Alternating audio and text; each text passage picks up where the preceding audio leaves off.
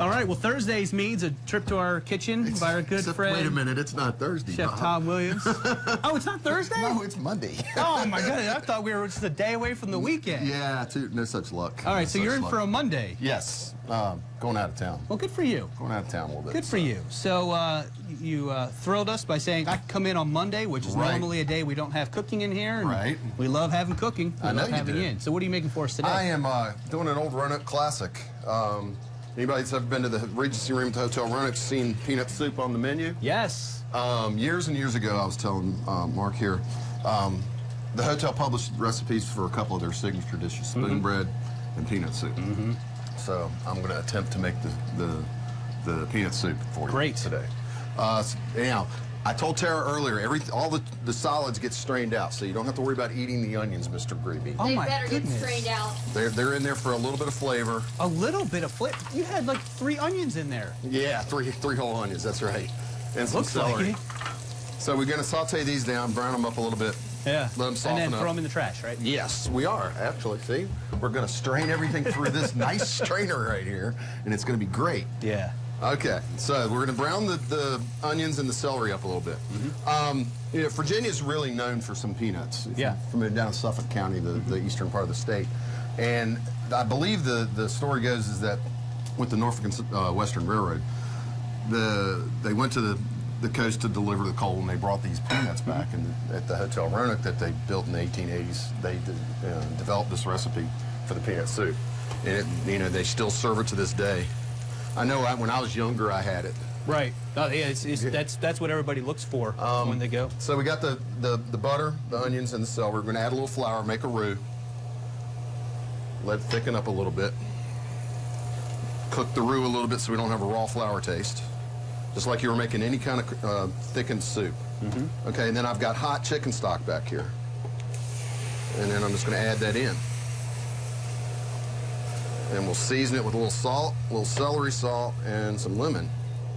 And then it'll cook for about 25 minutes. Really? Lemon? Yeah, a little bit splash of lemon. Give it a little acid. Huh. Changes the flavor a little bit. A little celery salt. And then the recipe calls for a tablespoon of lemon. I'm doing a half a batch right here. Like I said, this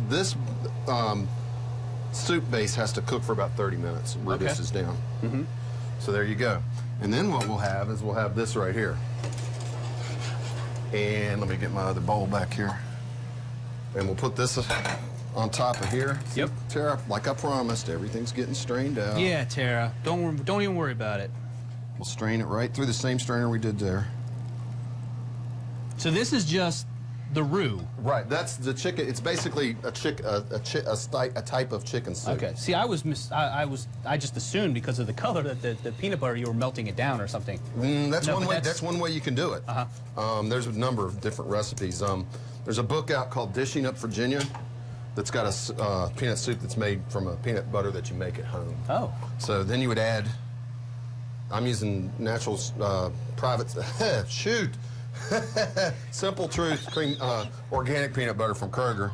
So did you melt that? What'd you do with that? That's the texture of it. Oh, really? Plus, I had it sitting out. Okay. And then you thicken it up. Did you leave it in a hot car? Is that how you got it to be? Yeah, that's one way to do it.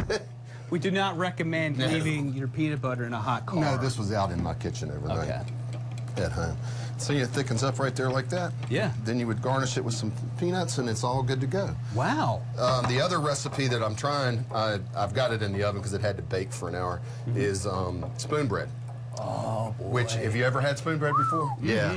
Spoonbread is a classic Southern dish, and you take cornmeal, eggs, milk, a little bit of baking powder, and boiling water, and you mix it all together. Yeah. And then it's real soupy. But it comes out just wonderful. Right. So. Well, we'll have you tell us all about that coming up in the next half hour here. We're actually, what 10, 15 minutes away? No, not even. Not even, because we're running a little heavy today, so to speak. So this is great stuff. Right. Well, and again, don't forget, we'll put this recipe on our website, fox2127.com, under the morning menu tab a little bit later this morning.